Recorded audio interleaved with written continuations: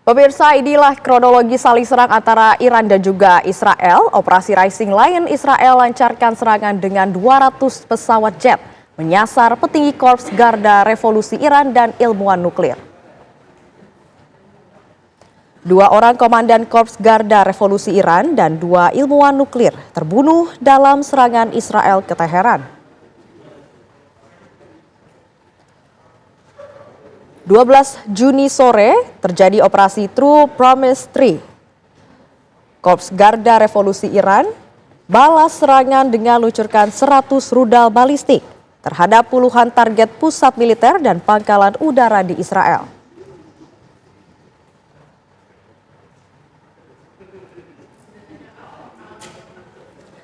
Intersepsi anti-rudal Israel bisa menangkal serangan Iran.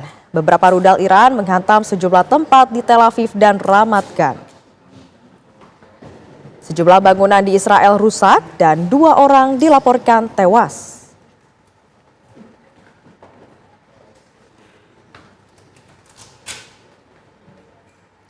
Pemirsa, militer Iran membombardir Israel dengan rudal hipersonik sebagai serangan balasan atas tindakan Israel yang menyerang fasilitas nuklir dan basis militer Iran.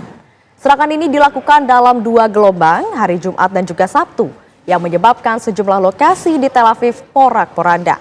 Tak terima negaranya diserang beruntun, Menteri Pertahanan Israel memperingatkan Iran akan mendapatkan pukulan yang keras jika terus menyerang. Sementara menurut Iran, serangan ini baru babak awal dari sebuah serangan yang besar. Akan seperti apa peperangan antara Iran dan juga Israel ke depannya? Untuk membahasnya telah bergabung pengamat hubungan internasional UNPAD, Tengku Reza Shah. Selamat malam Pak Tengku. Apa yang menyebabkan Israel... Selamat malam, salam dari UNPAD di Bandung. Ya Pak, apa yang menyebabkan Israel ini secara tiba-tiba berani menyerang Iran, Pak? Ya, tentunya sebuah serangan militer itu tidak dibuat begitu saja kan. Tapi berdasarkan pemikiran-pemikiran strategis, pemikiran-pemikiran intelijen, dan kemampuan remote sensing dari Israel yang bisa menatap wilayah Iran, baik yang di atas tanah maupun wilayah di bawah tanah. Jadi ini adalah situasi di mana kita harus akui, Israel memiliki kemampuan yang tinggi dalam informasi, teknologi yang dalam teori namanya command, control, computing, reconnaissance, surveillance, dan counter surveillance. Jadi ini adalah yang terjadi dari yang dilakukan oleh pihak Israel, dan Iran tampaknya sudah siap untuk perang habis-habisan karena dalam daftar kematian yang ada itu ahli nuklir Iran yang sudah wafat itu adalah sudah 6 orang.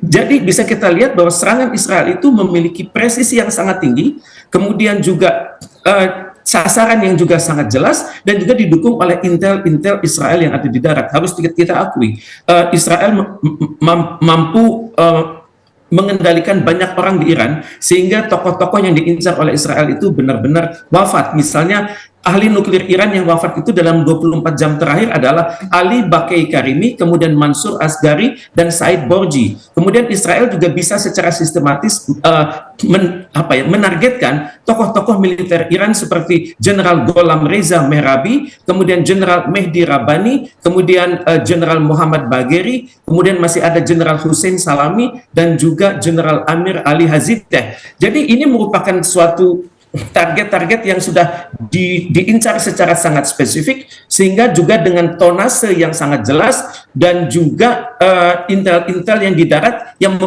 mengatakan bahwa serangan tersebut akan sangat tepat kalau diarahkan pada titik-titik tertentu. Dan pada saat yang sama yang terjadi adalah di Iran sedang terjadi pergeseran dalam kepemimpinan militer, di mana Ayatollah Sayyid Ali Khamenei sudah mengangkat tokoh baru dengan nama Brigadir Jenderal Sayyid Majid Mousavi guna memimpin Garda Revolusi Iran, terutama di bidang pertahanan udara.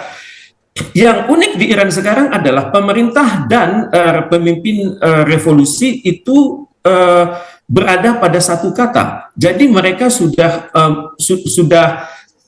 yakin bahwa mereka sudah siap untuk berperang melawan Israel.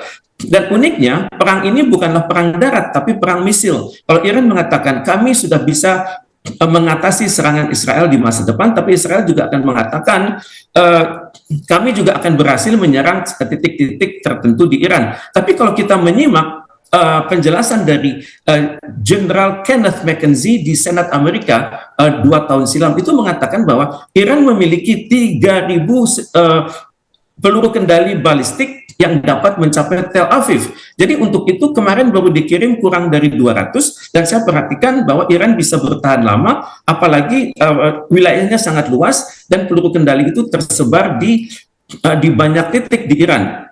Dan kita ketahui produk-produk militer Iran itu harganya lebih rendah, terutama sekali jenis-jenis drone. Jadi untuk itu seperti dikhawatirkan oleh General Kenneth McKenzie bahwa Iran memiliki kemampuan hipersonik, kemampuan hypersonic velocities, kemudian kemampuan maneuvering warhead, kemudian kemampuan decoy atau pengelabuan, dan kemampuan penetrasi. Jadi kita akan berhadapan dengan suatu perang terbuka tapi lewat jarak jauh, dan apalagi dikhawatirkan oleh Amerika Serikat, Iran akan memainkan peluru kendali jenis Arash yang berradius 2.000 km dan ini sudah bisa mencapai Tel Aviv.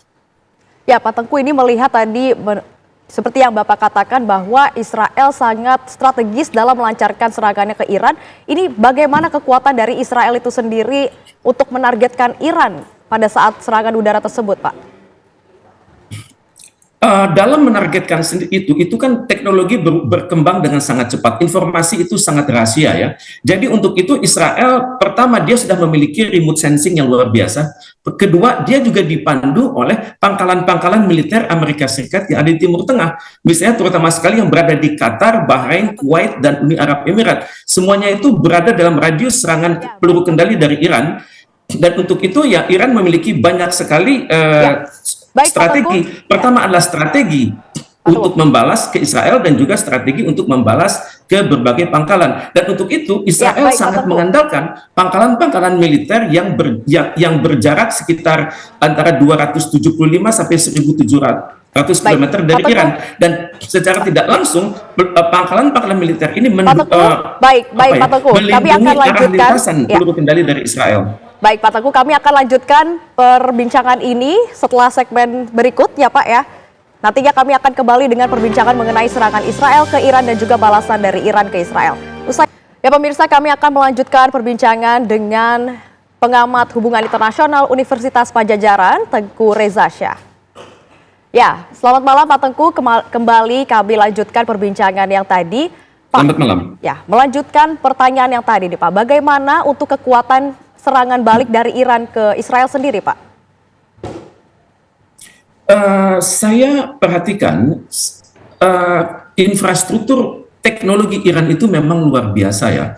Mereka sangat unggul di bidang ICT infrastructure dan juga di bidang Global Innovation Index, dan juga mereka itu sudah mengidentifikasi sekali kekuatan mereka di mana, dan juga mereka memiliki banyak mitra strategis. Misalnya saya perhatikan kekuatan militer itu terdiri dari tipe-tipe peluru kendali yang berbasis solid propellant, kemudian berbasis liquid propellant, kemudian yang berbasis liquid propellant MRBM, dan juga liquid dan juga solid propellant MRBM. Jadi radiusnya itu mulai dari mulai dari radius 300 km sampai radius 2000 km. Dan untuk itu peluru kendali itu masing-masing memiliki sekian kilo bahan peledak, mulai dari 448 kilo sampai 650 kilo. Jadi sehubungan dengan keberhasilan Israel melakukan serangan yang sangat terkoordinir kepada Iran, dan tampaknya perang ini akan semakin meluas karena diperkirakan Iran juga akan menyerang pangkalan-pangkalan militer Amerika Serikat yang ada di Timur Tengah, terutama sekali yang ada di Qatar, Bahrain, Kuwait, dan Uni Arab Emirat, karena semua itu berada dalam radius sekitar 275 km sampai 1.700 km dari Iran. Dan Iran tampaknya sudah benar-benar menyiapkan peluru kendali apa yang akan diarahkan ke sana, misalnya kepada pangkalan militer Al Udeid di Qatar. yang itu merupakan pangkalan militer terbesar Amerika Serikat di Timur Tengah, itu hanya berjarak 275 km dari Iran, dan untuk itu Iran telah menyiapkan peluru kendali dengan nama Khalil Fars dan Zohair. Kemudian untuk Bahrain yang berjarak 1.200 km dari Iran, di mana di situ terdapat Naval Support Activity Bahrain, itu kemungkinan besar akan diserang dengan Tehran Shahab 3 dan Resvan. Kemudian untuk Kuwait sendiri yang di sana yang berjarak 1.400 km dari Iran, tampaknya akan diserang dengan Resvan dan Gader seri H. Untuk Uni Arab Emirat, di mana terdapat Al Dhafra Air Base yang dekat kota Abu Dhabi, itu kemungkinan besar akan diserang Gader H dan Gader F. Jadi Iran sudah siap untuk berperang habis-habisan, terutama sekali saat pimpinan kepala negara mereka, Presiden Masoud Pezeshkian dan juga pimpinan revolusi Ayatollah Sayyid Ali Khamenei berada pada posisi yang sama. Baik Pak Tengku Reza Shah, terima kasih atas kesediaannya dan juga waktunya untuk berdialog bersama Kabar Utama. Terima kasih, selamat malam dan selamat melakukan aktivitasnya kembali Pak. Terima kasih.